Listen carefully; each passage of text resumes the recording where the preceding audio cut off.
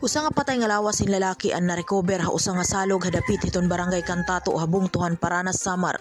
Gintatahapan nga nalunod ang biktima tungod nga waray na ini kinabuhi han ma-rescue han mga otoridad. Base Facebook post han Bureau of Fire Protection han Paranas Samar, usa nga report ang dumangat ha irabuhatan nga may danalumos sa mao nga salog. Salit dayon nga nagbuhat in search and rescue operations ang BFP, pero gindeklara na nga patay ang biktima han matad-an ini. Ginkilala ang biktima kan Jerwin Cantino, usa nga miyembro han kabalikat Civico man Samar. Subay ha report, nawawara ang biktima tikang padidahan alas 7:30 aga han Nobyembre 21 han Domingo. Pasado alauna naman han kulupan na recover ang patay nga lawas ini. Samtang padayon pa ang ginbubuhat nga investigasyon han otoridad kabahin han panhitabo. Para han balita nga waray gindadapigan, balansing ang ugo pakamatuuran. Maria Arlene Gabon, Eastern Visayas Journal, Paranas Samar.